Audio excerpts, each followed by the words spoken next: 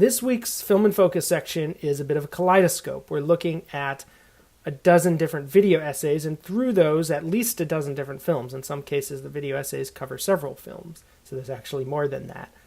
But doing video essays is my favorite way to engage with film. I said that already, I'll say it again because it remains true. In these video essays, none of them are Twin Peaks ones because I've already discussed those. These are my basically top 12 personal favorite video essays that I've made, not related to Twin Peaks or Lynch. Some that aren't featured here, like the side-by-side of Asphalt Jungle and The Killing, are sort of better for the general viewer to jump right into and get a sense of the film and everything like that. They're more approachable in a way. But some of these are among my favorites stylistically to create. I really just love video editing, and these gave me an opportunity to play around with that in a big way. Number 12 is I Am My Brother's Reaper. Matricidio preterintenzionale. Il figlio uccide la madre perché vuole costringerlo a fare il bagno. Buono quello. Fist in the Pocket is a movie worth exploring without a guide, because it's about characters who explore life without guides, who indeed hastily dispose of their guides and find themselves both lost and liberated. This was my first narrated video essay. In some ways it's probably a little bit rusty, but I like the insights in it a lot. It was an approach that, even though I'd covered Fists in the Pocket, the Italian film from the mid-'60s about a young guy in a very dysfunctional family, I had covered it many times on my site, but it was only when working with the clips that I really came up with this idea of the older brother in the film being more crucial to it than I had thought. And that's one of the great things about video essays, is you learn things while you're making them that you really probably wouldn't have learned if you weren't engaging with the material this way. Number 11 is Montage Oscar Blues. We intend to bring into existence by any means necessary.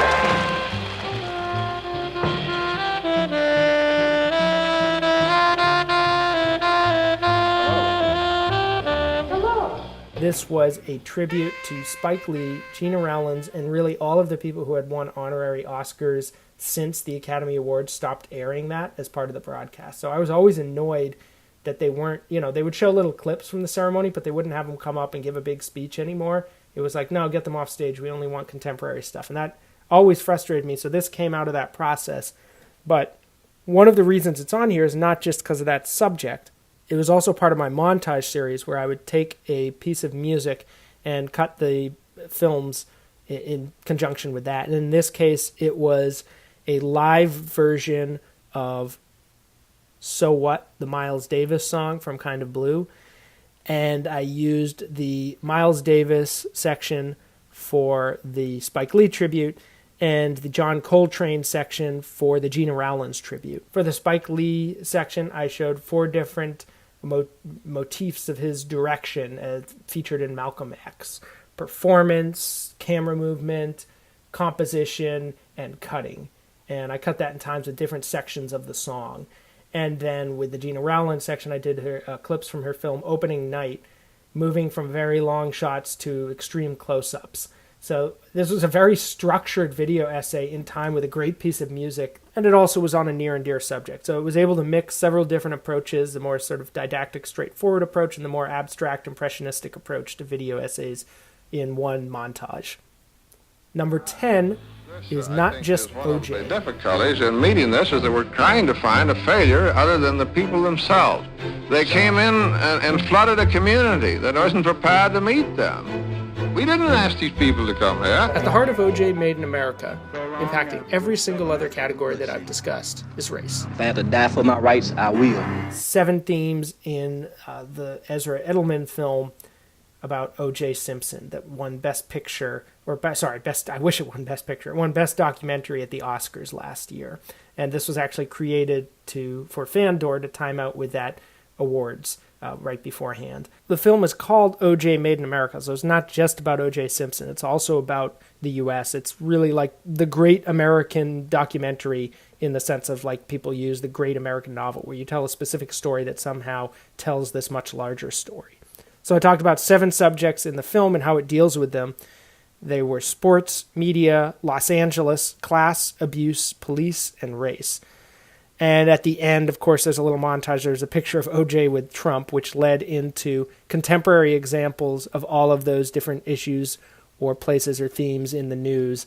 And that was the last video essay I've created to date. Number 9 is Modern Times. When people walked into door jams at every dignified exit. When tables and chairs were breakaways, comedy was whiskers, and heroes maneuvered serenely for minutes on abysses that were only too visible to the audience. It is, in short, a silent film. This was a video essay I created for Wonders in the Dark Comedy Countdown, where I chose Modern Times as my film, and I wasn't sure how to approach it. And then I was reading material on it, and I thought, this is really what I want to have in there. These other writers, not so much what I have to say. I think their insights are more interesting here. And so I recorded Graham Greene, someone else recorded Otis Ferguson, and someone else recorded the third writer, who was Roland Barthes. And I wove together those 3 different critiques and illustrated them with clips from film. And I did it all in like one night. It was a very last-minute idea, and I just was really pleased with how it came out and that ability to juggle the different voices, something that really a video essay can do, unlike any other form. Number 8 was Welcome to Hill Valley. Lightning struck that clock tower, and the clock hasn't run since.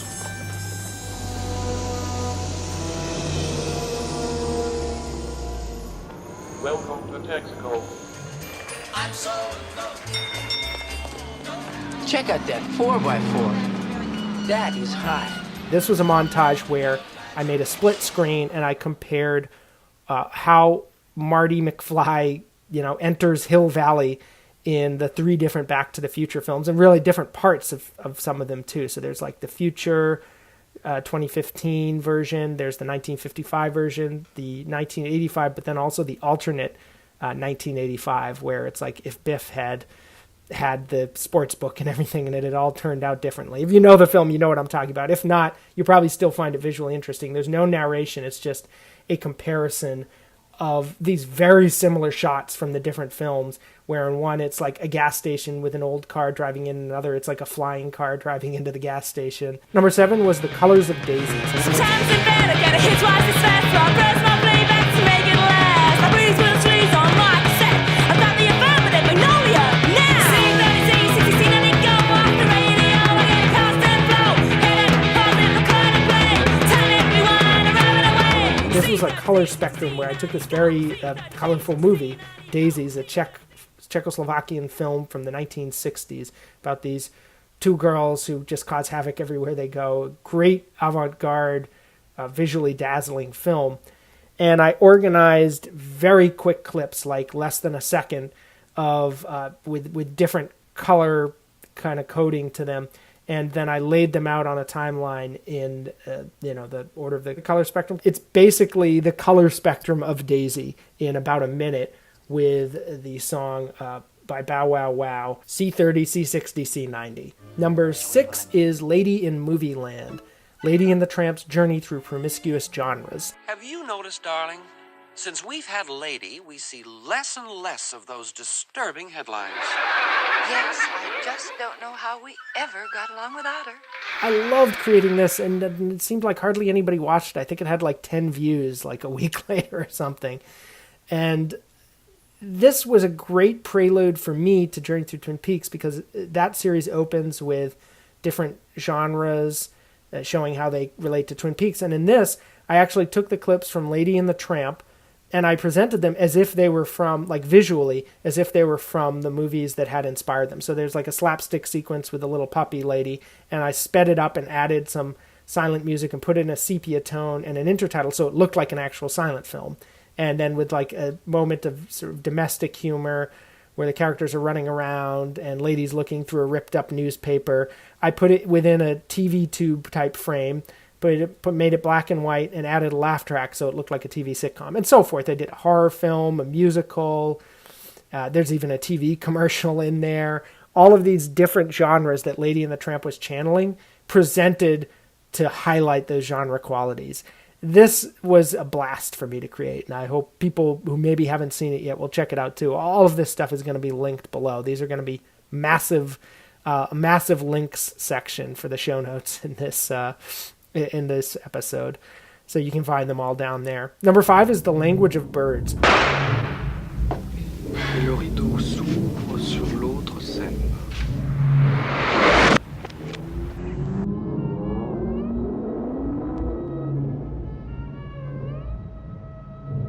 This was a collaborative tribute. I think the only time I've actually collaborated with someone on a video essay, with Covadonga Gilahare, who was a video artist who was working with me to pay tribute to Out One. It was part of a larger series on the Jacques Rivette film, Out One. And the approach we came up with was we would each create a video, a 1-minute video, and sort of trade them back and forth. The other person would respond with another 1-minute video and so forth. And the only thing we communicated beforehand was that it should get more kind of complicated as one long. So it starts with just almost a solid clip from the film. Like there's a few things cut out, but it's pretty much as presented in the film. And then as it goes along, there's more warping done to it. There's words thrown over it. Things are reversed. Things are put in a split screen. And we just really start playing around with the film a lot. And this was just, play is the word to use here. This was really playful and one of the most fun times I've had creating a video essay. Number 4 is Black White. Pense à moi. Moi, ta mère, même l'eau, je dois l'acheter et je suis sans le sou. Je pense à toi et je prie Dieu pour toi et tes patrons.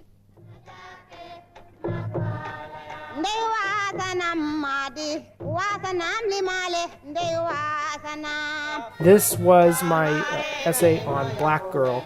It's done with titles over the footage, and it allowed me to explore the convergence of like an aesthetic and a thematic idea in the film, where you have it's a film about racism, but it also uses a black and white motif in the scenes, both like within certain scenes, and then there's also a contrast between scenes that use that black and white contrast and then scenes which don't. This also tells you something about the characters' different experiences when they're in France versus when they're in Senegal. And this was I think, a way to express also my emerging kind of political consciousness at this time, thinking about issues of race and class and how they intersect. And watching this film, which I'd seen before, but really appreciating it in a new light, I think. Looking at how it engaged with these really difficult material ideological questions based directly on human experience. This isn't like just an abstract philosophical tract. It anchors itself in everyday experience and develops the political consciousness from there. Number 3 is The Passion of Anna Kay. Merci, madame. Comme ça, je pourrais finir mon roman. Oh, David. Oh, Paula. Tu m'as dérobé ma jeunesse. Tristesse. This is another non-narrated and another highly structured video essay where I look at Anna Karina's relationship to Jean-Luc Godard in 6 or 7, I think it's actually 7 collaborations they made. Each montage for each of those films is about a minute long. I start with her first shot in the movie and I end with her last shot in the movie. And in between, I try to create some kind of impression of her role in that film and how it reflects a certain period in her relationship with Godard, their creative collaboration, and perhaps more implicitly, their romantic, personal relationship as well. And there's titles before each sequence. That was a suggestion of Kevin B. Lee, who was really a guiding presence in many of these video essays because I was submitting them to him for Fandor. And he thought that might highlight what it was I was kind of going for with each montage and what that told us about each point in their relationship. And for the last montage for the film Made in USA, I actually created like a comic book format where I took the clips and fit them in like they were panels in a comic book and scrolled through them while they were moving. And that was so much fun to create. I even had little speech balloons in there. I love doing stuff like that. Number 2 is directed by De Palma. After the blood come the boys, like sniffing dogs, grinning and slobbering and trying to find out where that smell comes from. Where the smell is, that smell. They sound like a great big pussy, just waiting to get fucked. This was my first video essay, and it's still right up there, one of my favorites. Non-narrated again, and it weaves together clips from Carrie, Hi Mom, and Scarface, 3 Brian De Palma films, each 7 years apart, where Scarface and Carrie in particular are like the two poles, the masculine and the feminine versions of this kind of psychosexual rage, where they're sublimating their sexual frustrations and expressing it in this kind of apocalyptic violence. And I noticed that was kind of a theme in De Palma's work, and in some ways, as I said, I noticed it while I was putting these clips together. That was, the process of creation led me to different conclusions. And this one just, I think, flows really nicely. I like the way the soundtrack goes, throughout it, where you've got certain sounds from one clip going with images from another, and it just created a nice dialogue there. Number 1 favorite video essay that I want to share is Learning to Look.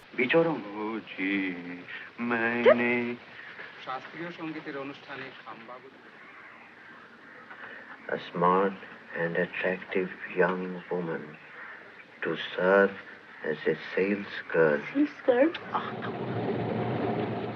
Smart and attractive. This was definitely inspired by the work of Kevin B. Lee. It takes a look at the film The Big City by Satyajit Ray, and it's a film about a woman who's a housewife and she becomes a saleswoman. And I found it relatable in some ways because I've done sales jobs and canvassing jobs at various points, and I know that whole process of kind of getting comfortable in your own skin and trying to figure out how to manage these interactions and conversations. And then also at the end of the film, she comes even further through that and realizes, in a way, she herself is being manipulated by the boss, and she kind of has a showdown with him. And so to tell that story through this video, there's no narration, but there are titles. And the narration really is through the titles over different clips. And I did a lot of research for this. I remember filling up many pages of a notebook with different time codes of times where the characters make eye contact.